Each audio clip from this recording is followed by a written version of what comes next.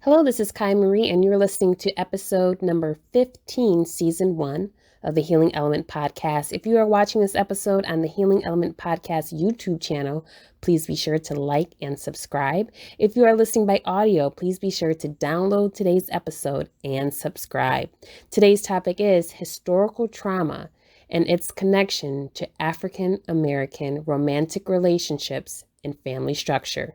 Please enjoy. Hello and welcome to the Healing Element Podcast, a weekly discussion giving you the tools to understand and heal from intergenerational trauma. I am your host, Kai Marie. To find out more information about the topics discussed today, visit kaimarie.com.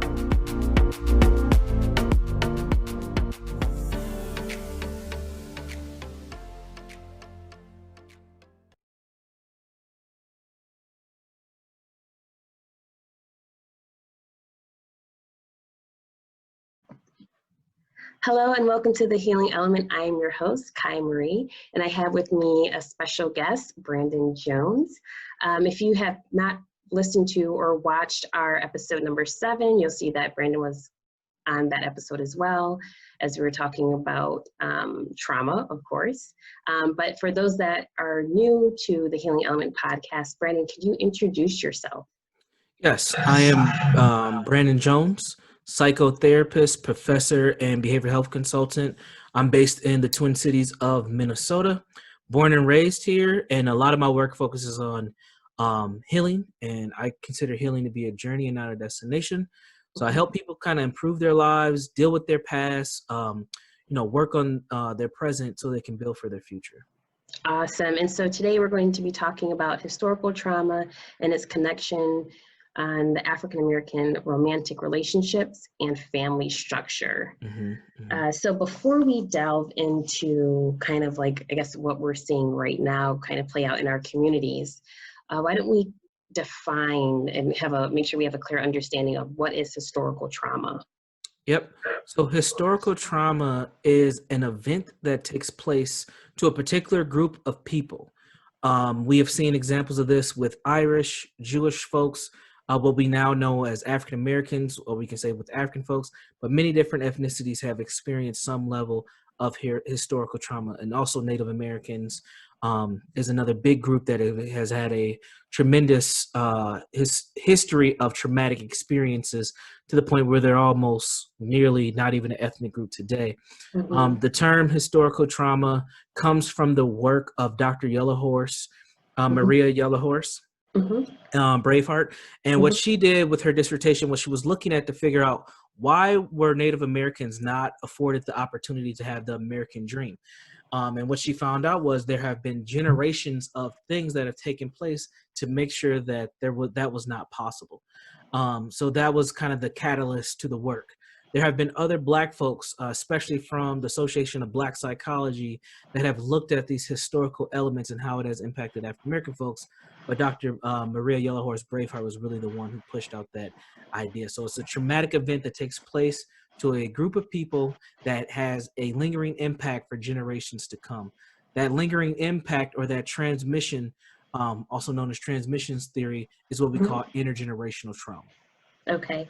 And I did read some of her work, which I thought was great, that she was able to really tell the stories of the Native people and really talk about the impact of their experience and how that's had on, especially like with drug abuse and alcoholism, how all of that is tied to the historical trauma they experienced. So any more to that point as well as? Yeah.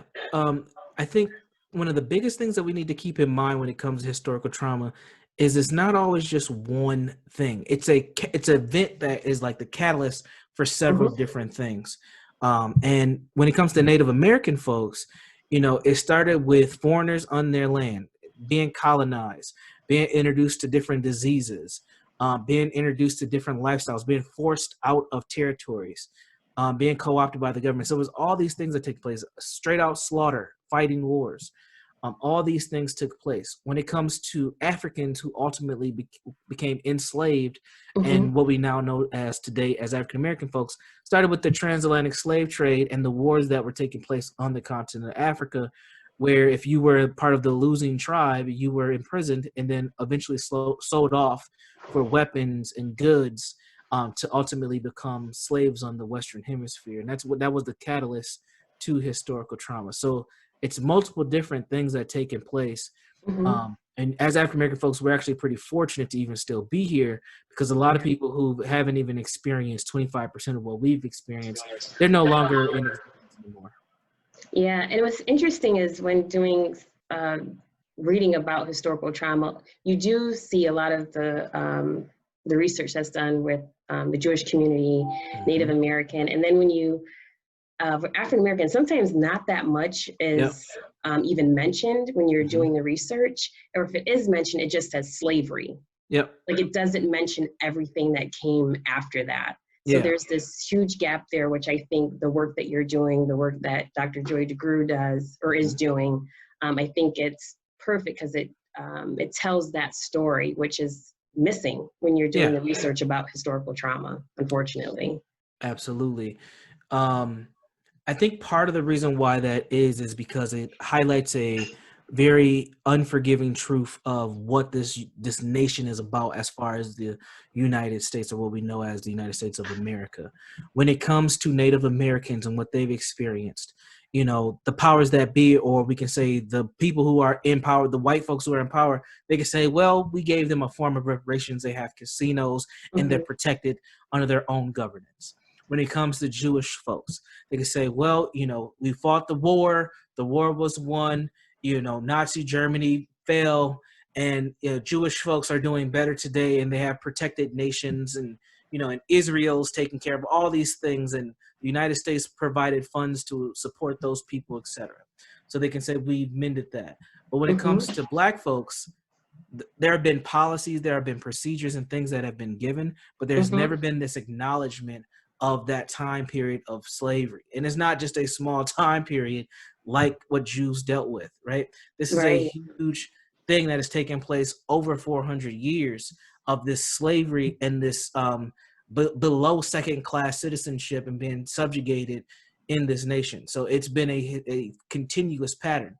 Plus, with the changing of the economic system, also changed how we experience our civil liberties as Black people.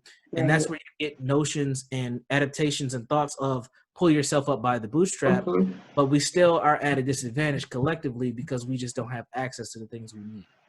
Right. No, exactly. So true. Right now I'm reading the book, The Color of Money. And I think that also helps to the work that you're doing, Dr. DeGruy's work. It kind of puts that economic piece to it as well. So that's another book that I think is a must read for our community. Absolutely. So when we're looking at the historical trauma, as you said, Brandon, looking at slavery, Jim Crow, and we can go on.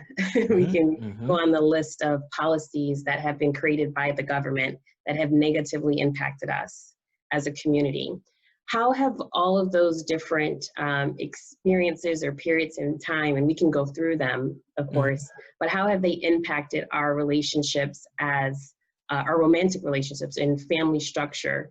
Yeah, our family structure has been fragmented, is probably the best term, from what we have become as a people. So we need to go all the way back to the transatlantic slave trade to just see what took place. Most of the Africans that were brought over here to be enslaved were men.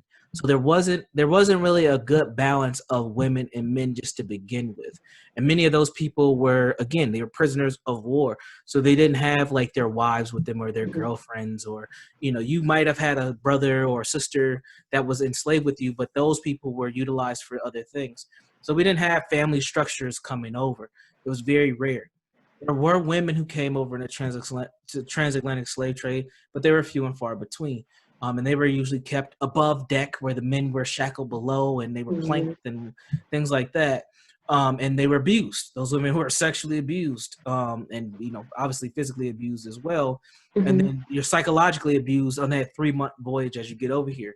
Once you're over here, let's say you did survive with your partner and you both were on that ship and then you came into America, there was no guarantee that you were going to the same plantation or working for the same family or any of that.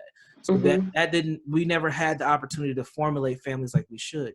So you want to fast forward into the plantation setting where that's where you look at it from a sociological standpoint.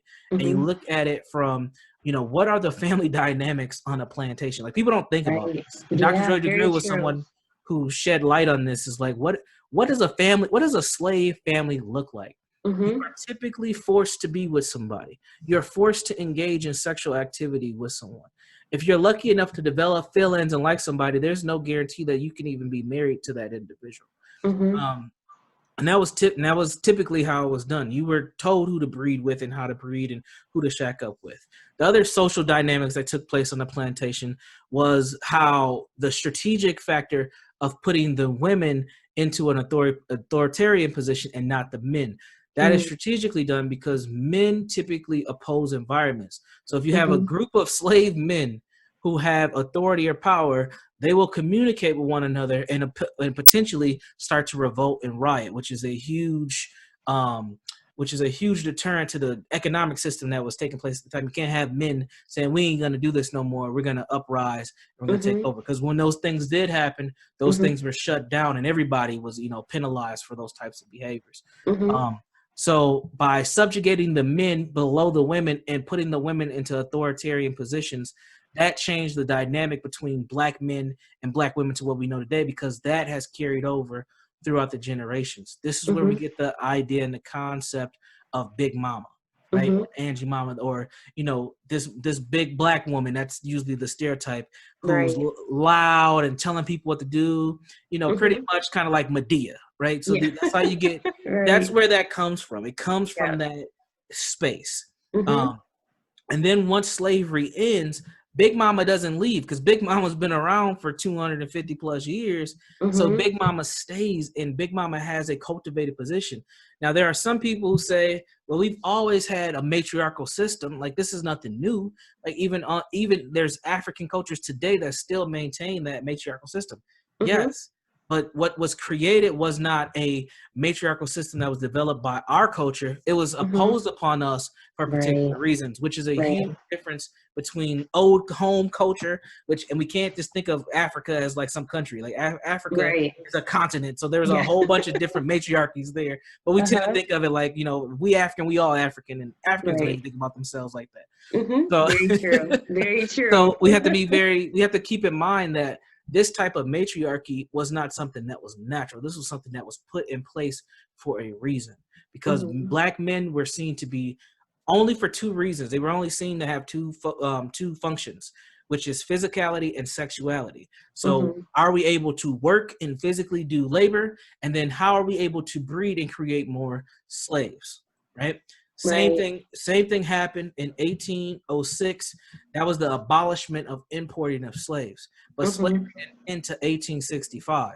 So for almost 60 years, how was this system manufactured? Like, how were we doing this? There were slave breeding farms. And if you ever seen the movie, The Django Unchained, that actual plantation that's the setting of that movie is a breeding farm plantation. There were no crops anywhere on there. And it was a metaphor for what was going on. There's some other metaphorical things. I'm not going to talk too much about that right now. But there was other things that have happened where we had these plantations that were very focused on just breeding more slaves. And that became its own industry. Just like, we could talk about Tiger King right now, how it breeds the very famous Netflix film. Yeah, very popular right now. But we were the Negro Kings. That's how plantations were. They would literally breed us and sell us and ship us and do all these things. That was literally what was happening with us. It's the same concept. And so all that takes place. It creates a social dynamic between male and female. Now imagine being a slave child on a plantation. You might have a mom on that plantation. You may have a dad, but really the person who's the authority is the slave master or the white folks that are on that plantation who are dictating your outcomes. So when you are an 8-year-old boy and you start to show some signs that you can kind of be independent and do your own thing, you may be taken from your mother and put onto another part of the plantation to work, and your mom doesn't see you until the sun goes down. Or you could be a 12 or 13-year-old, young slave girl, and then you get your menstrual cycle, and now you are available for sexual activity to have another child. right? So Mm-hmm. you can't, how do you develop family when you have people who are doing those types of things to you, removing your innocence and removing you from your parents who aren't really your parents. They're just the people who birthed you. So that's where a lot of this dysfunction starts. And over the years, we've tried to develop families, but it's always been a point of contention as we go. And this point of contention was talked about people like E. Franklin Frazier, who was a legendary sociologist, Black man, who wrote about this in his legendary book called The Negro Family, which was Mm-hmm. published in like the 20s, I think, or maybe the 30s, just way back when, almost 100 years ago. And it's, if you pick up that book, you can still get it. It's probably have a free PDF online. It sounds like the things that he's talking about are the same things we have today. We just have a little bit more of a modern version. So that's a little bit. I don't know how far you want me to go with that. Yeah, well, just when you were talking about trying to create some semblance of family, also the dynamic of the man, or the role of men and women within a relationship. So if you are, say it's a woman who is enslaved, and say she's found that connection with a man also on the plantation, she also would look at that man as the protector, right? So here you're in this relationship with a man that really can't protect you, really has no control over anyone that can come in and harm you. So I think Dr. DeGruy had talked a little bit about that dynamic too in her book, Post-Traumatic Slave Syndrome, as far as the thoughts that the woman has, the man has, of when, the slave owner comes into the slave quarters, takes the wife away for however long, brings him back. The woman that was enslaved, she's upset, how could you let this happen? And then her partner, if you will, also has these feelings of, well, did she prefer to be away? Like, it's just so much confusion, hurt, shame, guilt. And so I don't even, how can you even manage to try to build something within that type of environment? And we tried. I mean, once slavery ended, many Black people started to look for their family members or look for their lost loves who were sold away, or their children. We tried, and we did start to build and cultivate families after that. Right? Well, the era that's known as Reconstruction, we literally reconstructed ourselves. We started to have institutions. We started to have social clubs. We started to build these little towns, get into politics, all these things. But we still had this point of contention due to our hundreds of years of socialization under racism, white supremacy, and slavery. We still had these things going on. Big Mama wasn't going away, right? Even to this day, if somebody says something about your mama or your granny, you are going to be upset, right? So that didn't go away. That still stuck, but we still tried to develop somewhat of a family structure as best as we could.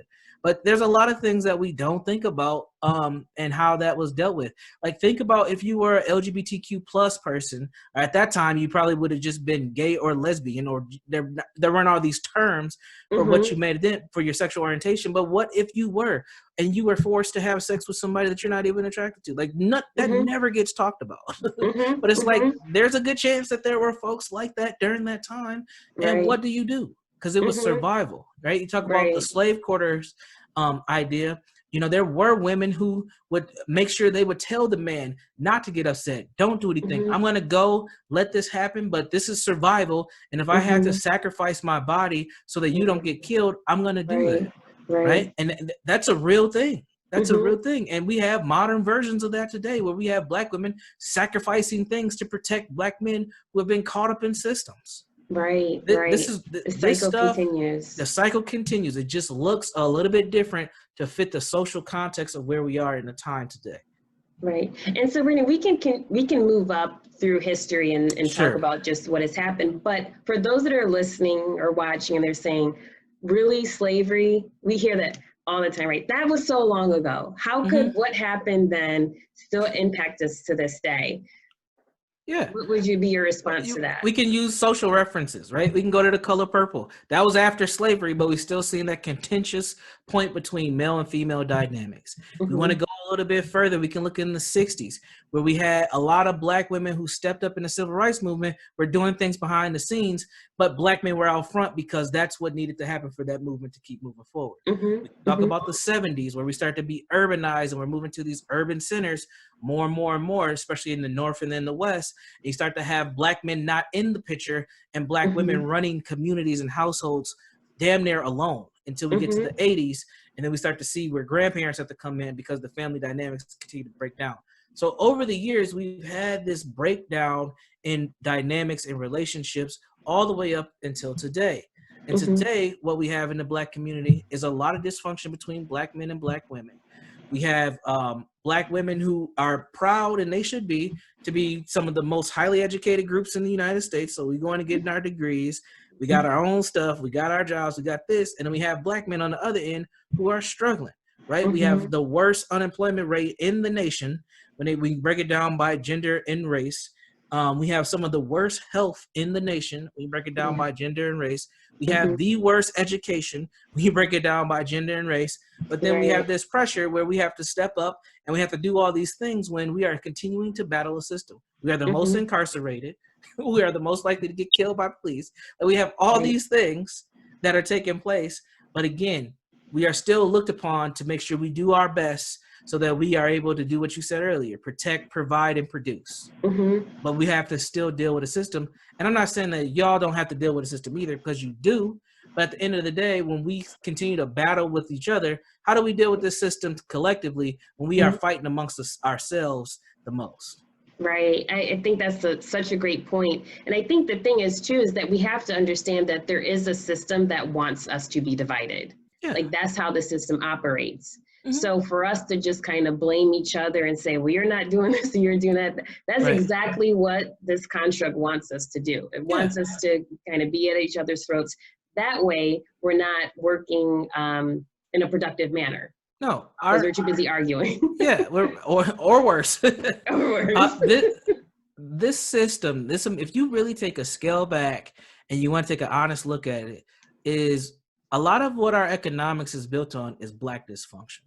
Yes. And I can break it down because I talk about this when I do a lot of cultural trainings, and especially when they want to talk specifically about historical trauma. I always make the point that many people would not have jobs right now if Black people weren't dysfunctional. And I start talking about like special education programs, social workers, nonprofit organizations, foster care agencies, government entities. If Black people were doing what we needed to do and we didn't have this level of dysfunction, we could wipe out probably 50% or more of social service agencies, which is a huge part of our economic centers, right? And those things lead to other things, other types of jobs and other types of things. But if we continue to be dysfunctional and, we have chemical dependency issues and mental health issues, and now our children are being taken away or they need special educational type of services and all these things, we are keeping people employed by having that dysfunction. Right. But if as a community, if we said, look, we got a 2-year focus, we're going to have a 2-year plan, a Black state of emergency. And in 2 years, we're going to clean up our community. We're going to do everything we're supposed to do to everybody can succeed. We would be fought by that. That would become a point of contention, because without that dysfunction, a lot of this economic system shuts down. This is where you get capitalism, and you always have to have a class structure. And at the bottom, and there always has to be a bottom, a lower class in the class structure for the whole economic system to function.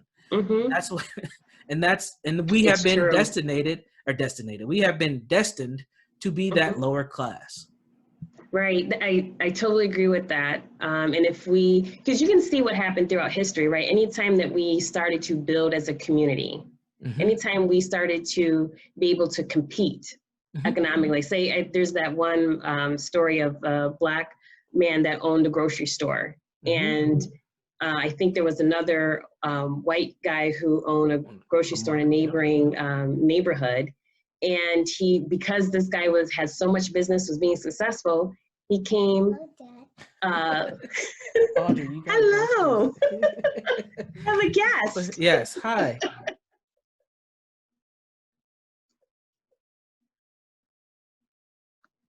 You gotta love the kiddos.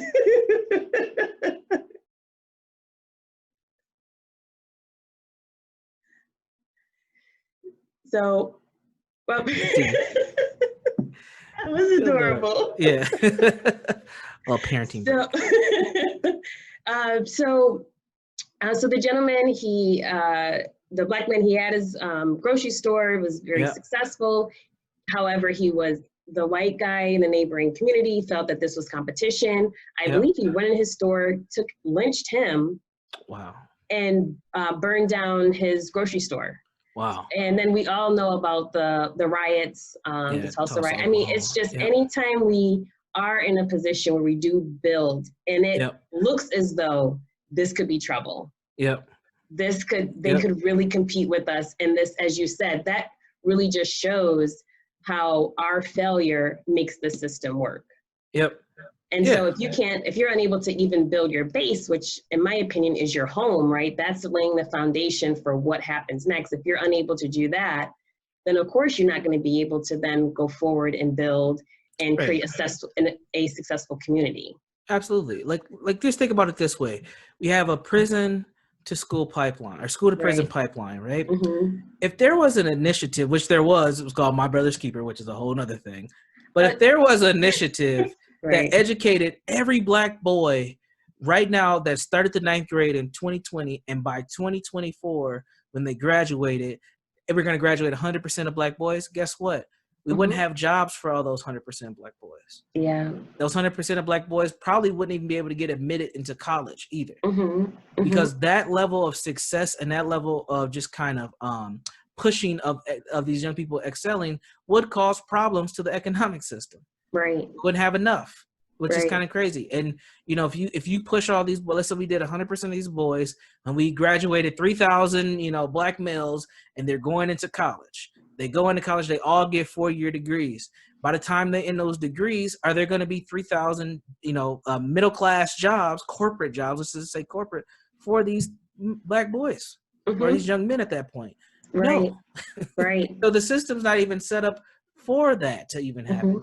It's set up expecting that there will be failure. So that's why we're going to continue to build prisons. We're going to continue to have these social service programs to support these poor people. That's one of the code words that can't move forward.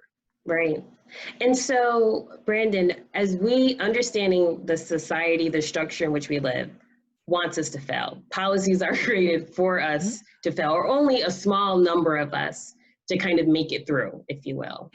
So in that, as if there's any couples watching and they're saying, okay, so in the midst of this, right, this historical trauma, the structure in which we live, how society is created for us to fail, right? How do we even start to begin to build a healthy relationship? So one of the antidotes to this system and how it treats us is we have to have better relationships.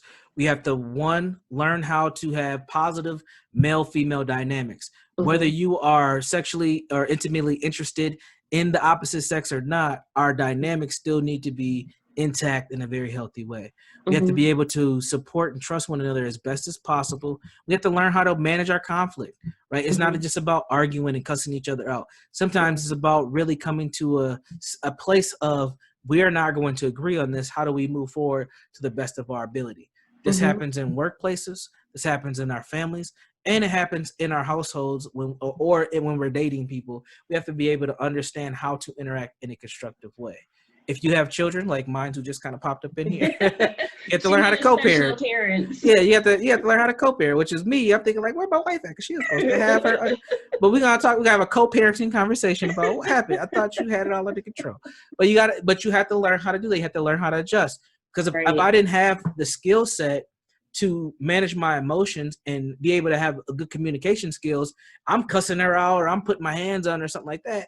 And it was something that, my child's innocent. She just wants her dad's attention, right? It wasn't anything that my wife did. But if I wasn't able to control my own emotions, now I'm in her face and I'm blaming her for my child just being a child.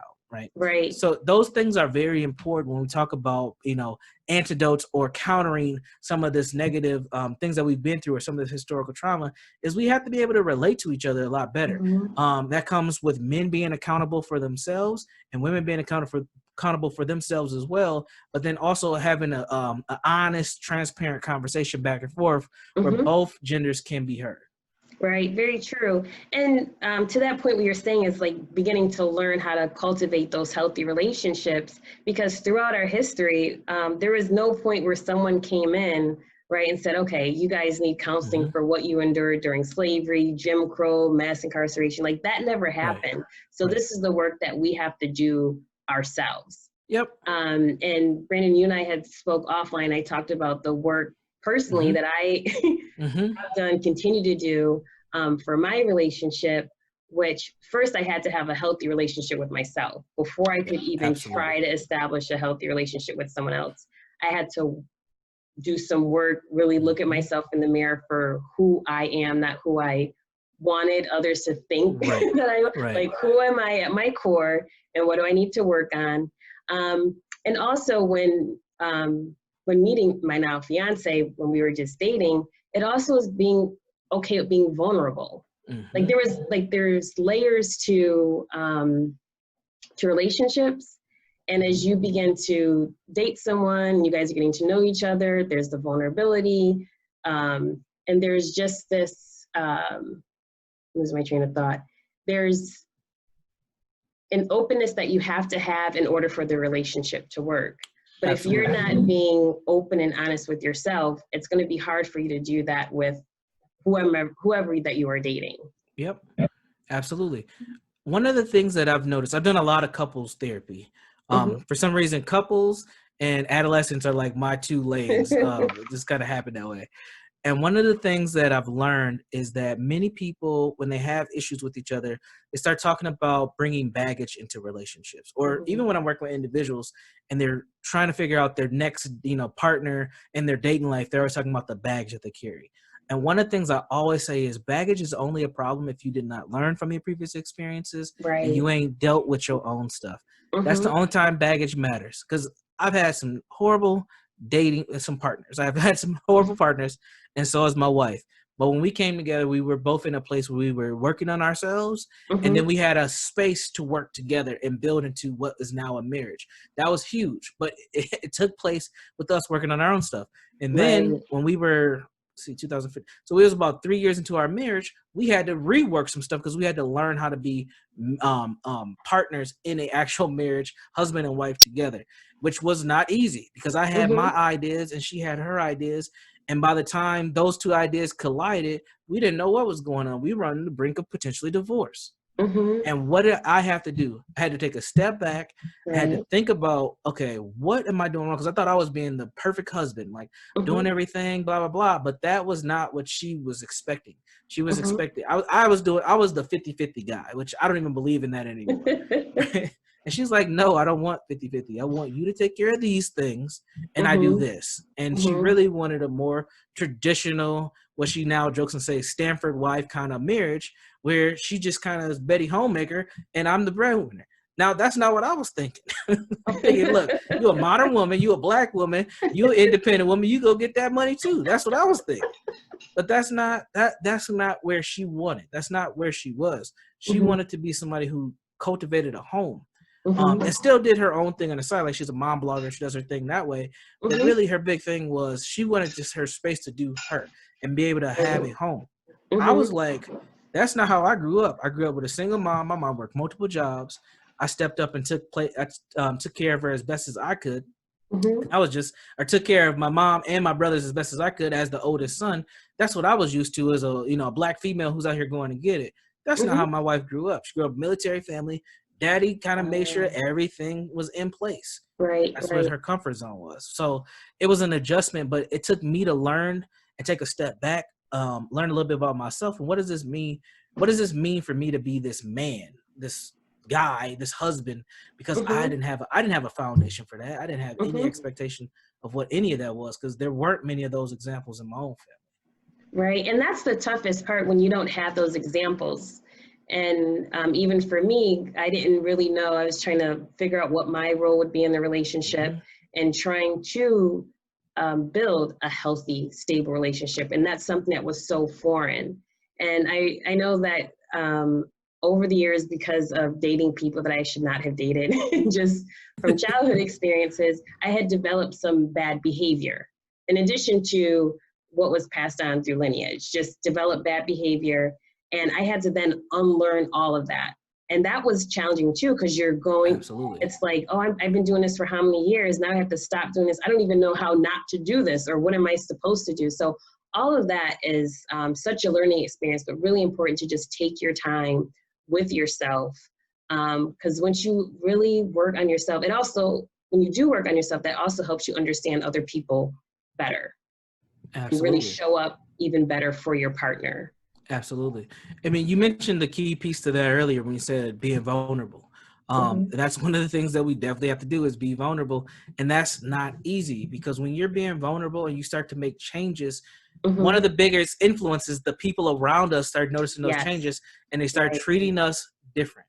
So now you acting bougie, or now you got too many high standards for a man, or girl, you trying too hard. You ain't looking in the right places. Like, they got all these comments that stick to you because these are your loved ones. These are your friends. These are your go-to people. But you have to be able to be vulnerable enough to put up some boundaries and deal with the stuff as best as possible, which doesn't always happen for people because they're too stuck on what others' opinions are of them instead of what they need for themselves. Yeah, and I say that for Black women that are listening, I think one thing that has been helpful for me is to, again, of course, like I keep saying, like, that self-work is important, beginning to heal from things that you've gone through in your childhood or other relationships, but also begin to reduce the amount of people that I go to for advice. You know, it's great having your girlfriends, and I'm not knocking that at all, but sometimes it's a smaller circle, or sometimes if you think I need an answer right now, sometimes if you just kind of, I've learned to kind of be patient sometimes, and the truth of how I need to handle a situation will show itself. So I just think that it's important to just be mindful of who you're seeking advice from, the person that you're seeking advice from, and I'm talking anything, whether it's like a romantic relationship or otherwise, but the person that you're seeking advice from, have they also done the self-work? Right. You know, are you going to someone, even though that could be your friend, your girl, she's cool, she's maybe the life of the party, whatever, but is she going to give you advice from a healthy place? So that's some things that you just want to consider when you are seeking advice from your circle. And this could be friends or family. Absolutely. You want to try to find somebody who's objective and who's going to give you that real, raw, honest opinion about what's going on. That might be somebody that you don't even know. You might have to, you know, scrape together, you know, $300-400 and just invest it in yourself and go talk to a therapist who don't know nothing about you, but it's an opportunity for you to just download all that stuff that you have and just be honest. And if you want to cuss out your mom because you think she ruined how you view the, you know, people you should date, that's the place to do it, because no one's going to judge you. Like, it's just the opportunity for you to let out what you've been holding in for so long. And I'll say this too, Brandon, what was helpful for me and in my relationship, not that we, when me and my fiance came together, we're like, and this is everything that I've gone through, let's like figuring out everything. But we did talk about things that we knew triggered us. Some things we didn't know, because you just learn as you go through life, but certain things that didn't seem like a big thing to him were huge for me. And for me, they were like red flags when maybe a person that didn't have my same experience, that they're like, that's really nothing, you're being sensitive. You know, so that's one thing you don't want to tell somebody if they're being triggered, that you're being sensitive. So I think the thing is just creating that space that you can have a conversation, as you had said before, being able to be vulnerable, but also sharing what you went through in the past. Not for it to then kind of surface in an argument, of course. So I think it's important to kind of lay those ground rules that you won't kind of use what you're told against your partner. But definitely just to have a conversation like, listen, this is what I went through in my past relationship. As you said, Brent, like, this is what I've learned. So I know that I had to change some of my behavior, but these are things that still bother me, that I'm still working through. Absolutely. And that takes a lot of self-reflection, and it's important, and we talked about this earlier, that you take that time for yourself as best as possible, because that's what helps you move forward, when you can actually be honest with yourself Right. and be able to, accept whatever's happening, no matter what it is. And then people have been through some very painful stuff. And sometimes you have to just accept it as a piece of your life experience so you can move on. And that's not easy, especially when it's something super deep. That's something that you might want to work on with a professional. But those things are usually the things that are affecting you currently and that are getting in the way of how you relate to your partner.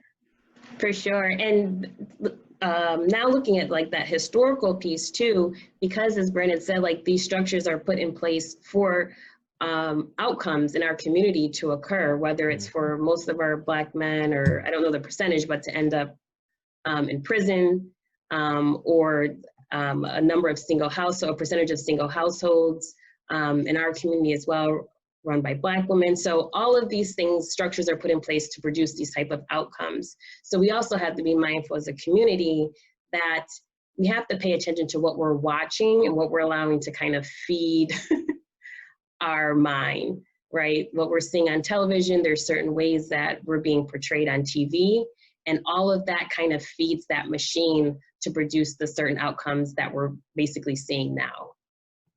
Absolutely.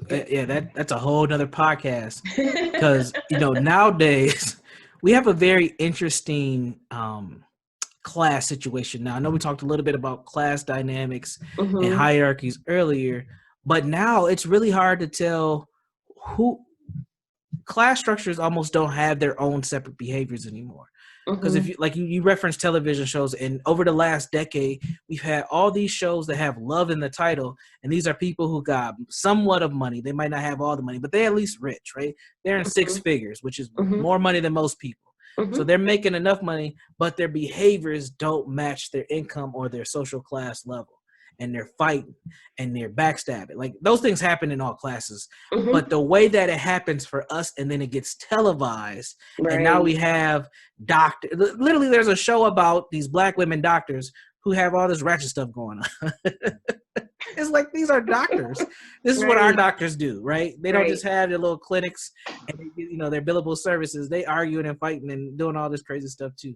But this is where the entertainment industry has had a huge impact on the social engineering of our people. And now you have young ladies and young men who want to ascribe to being successful, and not understanding that level of ratchet behavior is just for entertainment. That is not going to help you maintain that level of success. You will lose a lot of things, and you'll be, one of those individuals on Where Are They Now? And you'll be like Orlando Brown, right? You'll be like him. He made a whole lot of money, and that man is going through all types of stuff. So it's crazy.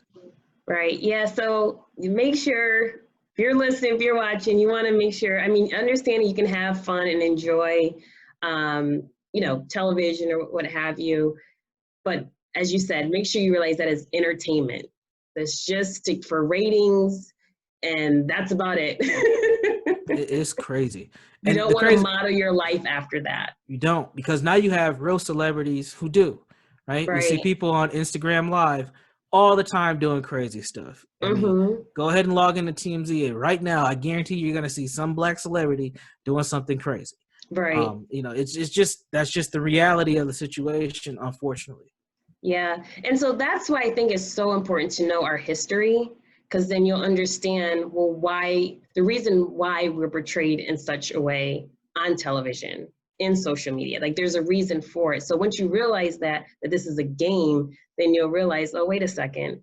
So of course this is entertainment, because this is a game that's being played, again, to produce certain outcomes.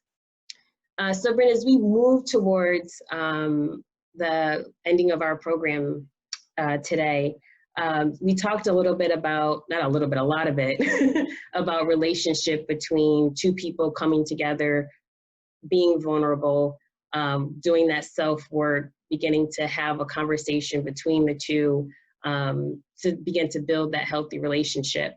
How does that then help build that solid family structure as you bring children into that environment? How does all of that kind of fit together? Great question. I believe that the dynamic between male and female is the catalyst of a healthy family. Whether you're with this person or not, whether you're actually in the relationship or it's a co-parenting type of situation. If the two of you can't have a healthy dynamic amongst each other, it's going to have huge impacts on the children. There are tons of academic research studies that talk about the parent dynamic and how it impacts children.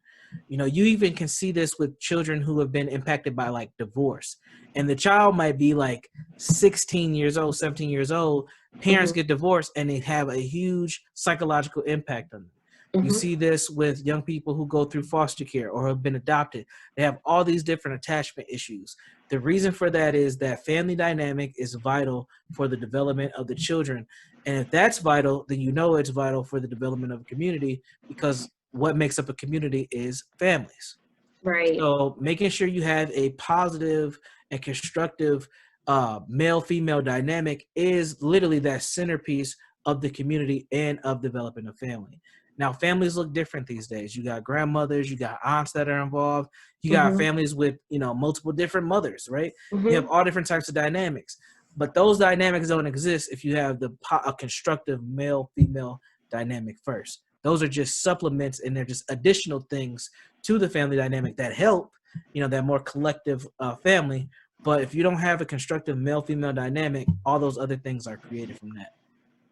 Awesome. And so, Brandon, for our listeners, if they're just now hearing about historical trauma for the first time, do you have any recommendations on how they can go on this journey to learn more so that they can further understand the impact that trauma has had on African Americans in this country? Absolutely. So 3 things. One, we mentioned one already, Dr. Joy DeGruy-Leary, her book, Post-Traumatic Slave Syndrome. If you're a reader, even if you're not a reader, you need to get this book. This is like, you should have this book as a Black person in your household to understand what's going on. Anybody should buy this book, really. The second thing is, if you're not a reader, feel free to Google Dr. Joy DeGruy. I know DeGruy is kind of hard for people to spell. It's D-E-G, I think it's U-R-Y. I think that's how she spells it. Yeah. So just go ahead, Google, or put it in YouTube and check out just some videos from her. She breaks it down really nice. If you found anything that I said constructive, I have a free course that you can check out as well, where I go through not just the slavery part, but I go through all the other parts that have led up to today. And it's a free course. You can find it on my website. All you got to do is just put your email address in there, and you'll get 5 days of videos for you to watch where I'm breaking this down, nice slides to give you great visuals and everything as well. My email address is, or not my email, my website. My website is jegna.org. That's JEGNA.org. So if you go there, you can sign up free for the 5-day course. Awesome. And so I took the course. I thought it was great. It put such even more of an understanding, especially like the timeline. Yeah. It's just a lot of helpful information to just help you really understand how historical trauma impacts you directly. And I think it kind of just brings it all home. It's not kind of like out there somewhere and this happened a long time ago. It's like, no, all of these things, there's like this thread that connects it all. And I think you do a great job of showing how that happens through that 5-day course. Thank you. Yep. Sure. So thank you all for listening. Brandon, before we end our episode today, is there anything that you would like to leave our audience with? How can they get in contact with you if they want to learn more about the work that you do? Yeah, I'll leave a few things. So if you want to get in contact with me, I'm on Twitter, Instagram, and Facebook at by Brandon Jones. So BY Brandon Jones. So if you can just search me, you can find me. Feel free to add me. Feel free to DM me or send me a private message if you have any questions. You can also go to my website, again, jegna.org. That's JEGNA.org. You can find me there. You can email me there as well. Some things that I would want to leave you with. I'll leave you with my definition for a healthy relationship. How about that? I like it. Let's see if I can remember it off the top of my head. So a healthy relationship is it is a agreement, a contract, or a bond between 2 or more parties where everyone involved is benefiting and sacrificing from something, where there's no harm or there. Oh man, I'm gonna mess up my own definition. There's no harm. I'll put it in the description. I'll email it to you.